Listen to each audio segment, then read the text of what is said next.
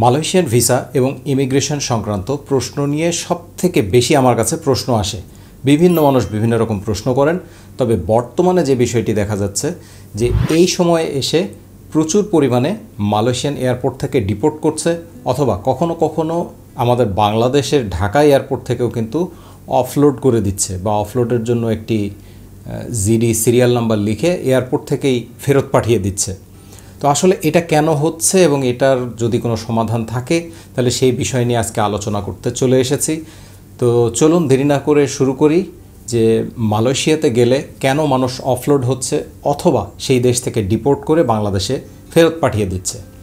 প্রতিদিন অনেক মানুষ কিন্তু মালয়েশিয়াতে যায়, এবং যারা যায় বেশিরভাগ ক্ষেত্রেই কিন্তু দেখা যায় ভ্রমণ ভিসা বা ট্যুরিস্ট ভিসায় কিন্তু আমরা যাচ্ছি, বা যারা যাচ্ছে যাত্রীদের বেশিরভাগই কিন্তু ট্যুরিস্ট ভিসার যারা গ্রাহক আছেন বা প্রার্থী আছেন তারা যাচ্ছেন।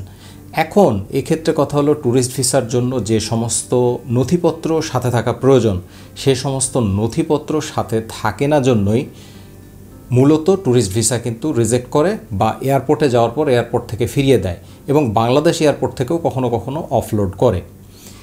ঠিক গত সপ্তাহেই ঘটে যাওয়া কিছু ঘটনা দুই একটি আমি বলি। আমার জানাশোনার মধ্যে, আমার পরিচিতর মধ্যে আমি খবর পাই যে কয়েকজন মানুষ তারা মালয়েশিয়াতে যাচ্ছে, তারা থাইল্যান্ড হয়ে তারপরে মালয়েশিয়াতে যাবে। তাদের কাছে শুধুমাত্র থাইল্যান্ডের ইলেকট্রনিক ভিসা বা ই ভিসা আছে এবং ট্যুরিস্ট ভিসা, তারা আগে কোনো দেশ ভ্রমণও করেনি। এরকম মানুষ যদি যায়, দেখা যায় তারা বিভিন্ন অসৎ উপায় অবলম্বন করে তারা থাইল্যান্ডে প্রবেশ করবে, থাইল্যান্ড থেকে কোনো না কোনোভাবে মালয়েশিয়াতে যাবে, পরবর্তীতে কোনো না কোনোভাবে তারা কী ব্যবস্থা করবে সেটা আমার জানা নেই। কিন্তু মূল কথা হচ্ছে এই যে এই মানুষগুলো যে যাবে, এই মানুষগুলো যখন থাইল্যান্ডে যাচ্ছে ট্যুরিস্ট ভিসায়, গিয়ে সেখান থেকে মালয়েশিয়াতে যাচ্ছে, এই যাওয়ার কারণে যে অবৈধভাবে যে বাংলাদেশি নাগরিক যখন অন্য দেশে প্রবেশ করছে, এতে কিন্তু আমাদের দেশের পাসপোর্টের বদনাম হচ্ছে, এবং এর ফলে কিন্তু ইমিগ্রেশন পুলিশ, মানে মালয়েশিয়ান ইমিগ্রেশন এবং বাংলাদেশ ইমিগ্রেশন, দুই দেশের ইমিগ্রেশন পুলিশের কাছে কিন্তু আমাদের দেশের পাসপোর্ট আরও নিচে নেমে যাচ্ছে।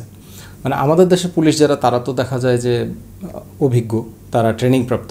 বিমানবন্দরে যখন একজন মানুষকে তারা দেখে বা কথা বলে, দু একটি কথা বললে তারা বুঝতে পারে যে উনি কি প্রকৃতপক্ষে ট্যুরিস্ট, কিংবা প্রকৃতপক্ষে উনি যেই ভিসায় যাচ্ছেন সেই ভিসাতে গিয়ে তিনি আবার ফিরে আসবেন কিনা, বা সেই ভিসার যোগ্য তিনি কিনা।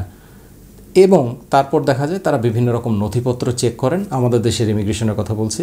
নথিপত্র বলতে ট্রাভেল আইটিনারি, সাথে পর্যাপ্ত টাকা পয়সা আছে কিনা, মানে ডলার এন্ডোর্সমেন্ট সহ ডলার আছে কিনা। দু একটি কথা বলেই কিন্তু এই বিষয়গুলো সম্পর্কে ইমিগ্রেশন অফিসার বেশ ভালো ধারণা পেতে পারেন। এরপর আরও যে কাগজপত্রগুলো লাগে সেগুলো হচ্ছে ট্রাভেল আইটিনারি রাখা লাগে। তারপরে যখন মালয়েশিয়া থেকে আবার বাংলাদেশে ফেরত আসা হবে, অথবা মালয়েশিয়া থেকে যদি অন্য কোনো দেশের ভিসা থাকে, সেই দেশে যাওয়ার যে বিমান টিকিট, অর্থাৎ অনওয়ার্ড টিকিট অথবা রিটার্ন টিকিট, সেই রিটার্ন টিকিটটাও কিন্তু দেখাতে হয় যদি ইমিগ্রেশন অফিসার দেখতে চায়। তো সুতরাং আশা করি বুঝতে পেরেছেন যে এই জাতীয় প্রমাণাদি বা এই তথ্যগুলো বা এই কাগজপত্রগুলো যদি আপনার কাছে থাকে, তাহলে কিন্তু আপনার বাংলাদেশ থেকে বের হতে আপনার কোনো অসুবিধায় পড়তে হবে না। এবং সেই সাথে আরও যদি দু একটি কাগজের কথা বলা যায়, সেক্ষেত্রে বলা যায় এনওসি, যদি কেউ চাকরি করে থাকেন, আর যদি কেউ চাকরি না করেন, ব্যবসা করেন, তাহলে তার ট্রেড লাইসেন্সের কপি, ফটোকপি, বা এখন তো সব ইলেকট্রনিক ট্রেড লাইসেন্স হয়ে গেছে বেশিরভাগ জায়গাতেই। সুতরাং সেই ক্ষেত্রে দেখা যায় যে ইলেকট্রনিকভাবেই ট্রেড লাইসেন্স থাকে, যেখানে একটা কিউআর কোড থাকে। এটা আপনারা চাইলে নোটারাইজড করেও রাখতে পারেন, কারণ ভিসা করার সময় কিন্তু আপনার নোটারাইজড কপি জমা দিতে হবে। তো এই নথিপত্রগুলো যদি আপনারা প্রদর্শন করেন, তাহলে কিন্তু বাংলাদেশ ইমিগ্রেশনে আর কোনো সমস্যা হওয়ার কথা না, বাংলাদেশ ইমিগ্রেশন থেকে আপনাকে যেতে দেওয়ার কথা। আরেকটি বিষয় হচ্ছে ট্রাভেল হিস্টোরি। ট্রাভেল হিস্টোরিটা অনেক সময় ইমিগ্রেশন অফিসাররা দেখে থাকেন। ট্রাভেল হিস্টোরির ক্ষেত্রে মূল বিষয় হচ্ছে যে মালয়েশিয়া এমন কোনো দেশ না যে কেউ প্রথমবার যেতে পারবেন না, বা মালয়েশিয়ার ভিসা পেয়ে প্রথমবার যেতে পারবেন না, এমন কোনো কথা নেই। তবে কথা হচ্ছে মালয়েশিয়ার ভিসা পেয়ে প্রথমবার যিনি যাবেন, তার অবশ্যই তার যে পেশা আছে বা তার কাছে যে পরিমাণ টাকা পয়সা আছে, এগুলোর সাথে সামঞ্জস্যপূর্ণ হতে হবে। আশা করি আপনারা বুঝতে পেরেছেন। যদি এভাবে হয়, তাহলে সেরকম ব্যক্তি প্রথমবার মালয়েশিয়া যাওয়া তো কোনো সমস্যাই না। প্রথমবার মানুষ আমেরিকাতেও যায়, প্রথমবার যে কোনো দেশেই যাওয়া যায়। তবে দেখা যায় যে সাধারণত মধ্যপ্রাচ্যের দেশ যদি হয় প্রথমবার, সেক্ষেত্রে বেশিরভাগ সময় কিছুটা সমস্যা হতে পারে ইমিগ্রেশনে।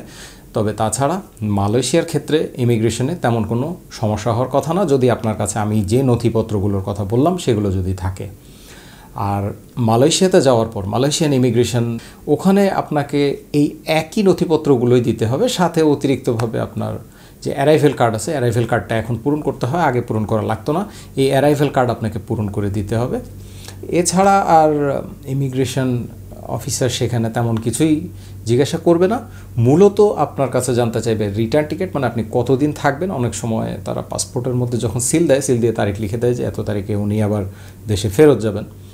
তো আপনার ফেরত যাওয়ার টিকিট, যে কয়দিন থাকবেন সে কয়দিনের হোটেল বুকিং, ট্রাভেল আইটিনারি বলতে আপনি কোন দিন কোথায় যাচ্ছেন, কি করবেন ইত্যাদি, এই বিস্তারিত বিবরণী যদি আপনার কাছে থাকে, একেবারে যে ট্রাভেল আইটিনারি একদম পুরোপুরিভাবে খুব গঠনগতভাবে পূরণ করা থাকতে হবে এমন কথা না। মোটামুটি আপনি নিজের হাতেও যদি লিখে নেন এবং সেই অনুযায়ী যদি আপনার হোটেল বুকিংগুলো থাকে, তাহলে সেটি খুবই ভালো। আরেকটি বিষয় হচ্ছে, যখন আপনারা যাবেন, যাওয়ার পর চেষ্টা করবেন, যদি আপনি মালয়েশিয়াতে যাওয়ার পর 30 দিন থাকার অনুমতি পাবেন, দেখা যাচ্ছে আপনি 28 দিন থাকবেন, চেষ্টা করবেন একটু 27-28 এর মধ্যে থাকার সর্বোচ্চ। এর মধ্যে আপনার রিটার্ন টিকিটটা থাকতে হবে, এবং যদি 28 দিনেরই আপনার হোটেল বুকিং না থাকে, সেক্ষেত্রে আপনার কিন্তু খুব একটা যে সমস্যা হবে তা না। তবে কমপক্ষে প্রথম 8 থেকে 10 দিনের যে হোটেল বুকিং আছে সেটা অবশ্যই রাখতে হবে। আর তারপরে সর্বশেষ দিনের হোটেল বুকিংটা রাখতে পারেন। সর্বশেষটা কেন বলছি, কারণ আপনার ফিরে আসা যদি নিশ্চিত হয়, ফিরে আসার আগে আপনি ধরে নিচ্ছি আপনি কুয়ালালামপুর থেকে ফেরত আসবেন, তাহলে আপনি কুয়ালালামপুরের আশেপাশে কোনো হোটেল বুক করেছেন, সেটাও আপনি প্রয়োজন বোধে দেখাতে পারবেন। আপনি হয়তো বলতে পারেন যে হ্যাঁ, আমি শেষের 1 সপ্তাহ বা শেষের 10 দিন আমি কোথায় যাব সেটা আমি ঠিক করিনি, তবে যাওয়ার আগের দিন যে আমি কুয়ালালামপুর ফিরে আসব, এটাই তার প্রমাণ। তবে একটা জিনিস, যদি কেউ প্রথমবার গিয়ে থাকেন, তাহলে সমস্ত দিনের হোটেল বুকিং করে যাওয়াটা বুদ্ধিমানের কাজ। আরেকটি বিষয় হচ্ছে, ইমিগ্রেশনে গিয়ে কখনোই ভয় পাবেন না বা অস্বস্তি বোধ করবেন না। এই জিনিসটা কিন্তু অনেক সময় ইমিগ্রেশন অফিসাররা খেয়াল করে, যে আপনি কথা বলার সময় কতটুকু স্বাচ্ছন্দ্য বোধ করছেন। যদি আপনার সাদা মনে কোনো অপরাধবোধ বা এমন কিছু না থাকে, আপনি স্বাভাবিকভাবে ভয় পাবেন না, এবং ভয় পাওয়ার মতো তেমন কিছু নাই, কারণ এখানে জেল জরিমানা কিছুই হবে না, আপনি কোনো অপরাধ করতে যাচ্ছেন না। অবশ্যই আমি তাদের কথা বলছি যারা সহি পদ্ধতিতে যাবেন, সব নথিপত্র সব ঠিকঠাক মতোই আছে তাদের জন্য, সুতরাং তাদের ভয় পাওয়ার কোনো কারণ নেই। এখানে আপনি স্বাভাবিকভাবে যাই জিজ্ঞাসা করুক না কেন, সেটাই উত্তর দেবেন। আর আরেকটি জিনিস, আমাকে মাঝে মাঝে কেউ কেউ প্রশ্ন করেন যে ইমিগ্রেশনে কি ইংরেজি ভাষাতে কথা বলা লাগবে কি না।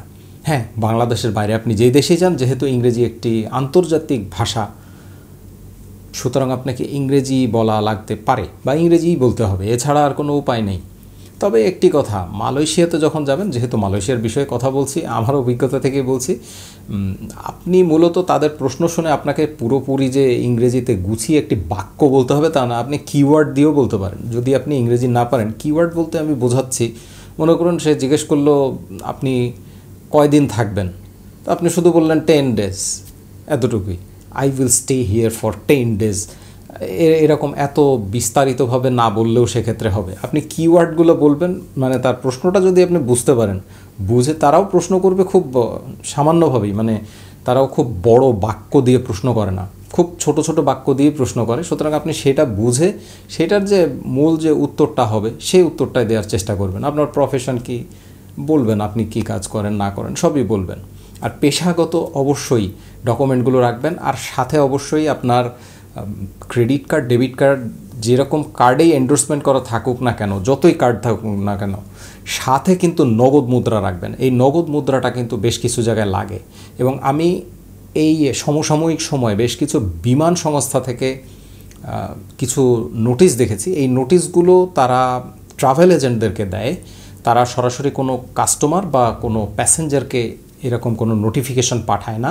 সেটা হচ্ছে যে আপনারা টিকিট বিক্রি করার আগে অবশ্যই কমপক্ষে $1000 নগদ যাতে থাকে, এভাবে তাদেরকে বলে দিবেন, তা না হলে তাদেরও সমস্যা হতে পারে।